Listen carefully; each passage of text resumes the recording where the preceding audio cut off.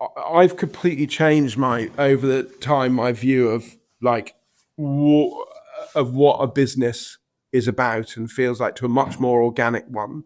Mm-hmm. So when we started Leon, John Vincent, my partner in that, was much more instinctive than me, and much more kind of visionary in the sense that he could close his eyes and he kind of knew what he wanted, constantly getting ideas like just from his brain. Whereas I get ideas by piecing together things. I kind of like create collages, and that forces me to think in different ways. So I need input. I need input to my brain. Sure. His brain is self-producing, and I kind of thought of starting business with Leon as sort of maybe like a battle against entropy. So trying to Entropy, as in that's where entropy, as in the natural state of nature is to move towards more disorder. Yes. So structure is, so in the end, the whole universe will just be a hum. All the atoms. This is true. This is how it ends. Yeah. You know this already. It ends with all the atoms equally spaced throughout the universe and a very gentle hum going through it. All of human life has been pointless. Anyway, so I was on that bleak note. I always thought that. Carry on.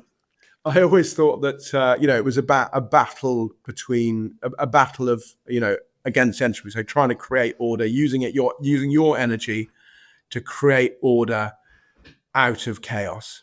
And in a very literal way, that is what business does. It takes energy and it uses that energy to create products or services, order out of entropy. But I now think of business as a much more organic. I used to think, the analogy I used to use was, you're trying to build a car while driving at 100 miles an hour.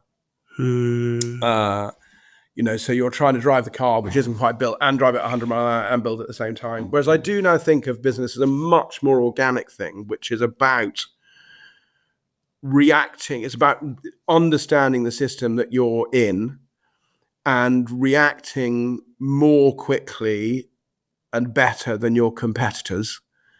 And if you spend too much time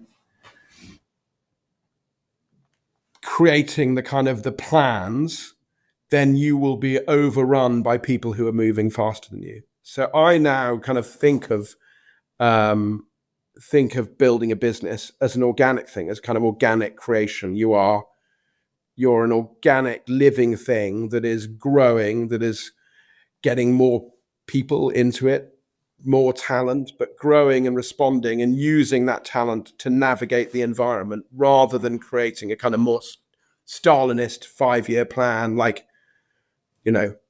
It's a bit like, even though they were terrible, I think of business a bit like the Star Wars 1 to 3, rather than 1 and 2. You remember how like all the I remember Lucas talking about the spaceships, of why were the spaceships in Star Wars 3 to, was it 3, the first one? It was all in some sort of discombobulating order, wasn't it? Yeah. So he said, why were they all so mechanical, and whereas the previous ones, the prequels, were all organic? And he said, because they lost their way and they became this kind of monolith. And so I used to think of business as being a more mechanical thing, and I now think of it as being a more organic thing.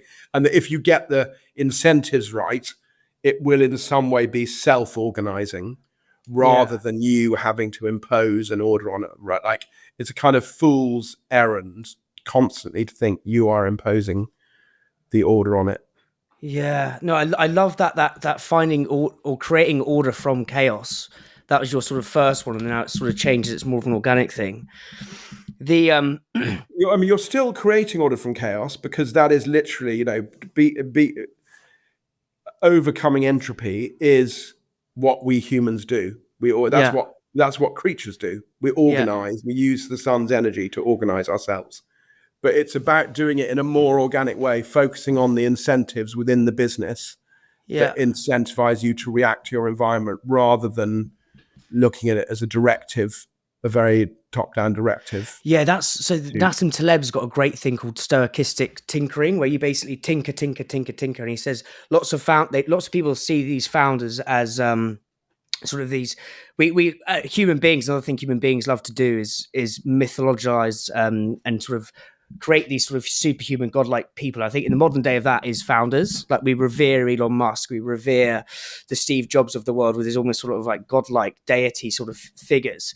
And don't get me wrong, they are complete geniuses. But what Nassim Taleb says is, he says, actually, if you boil it back, it's like a lot of it is just is linking this to nature. It's just trial, error, trial, error, trial, error, and Yeah. just never stopping.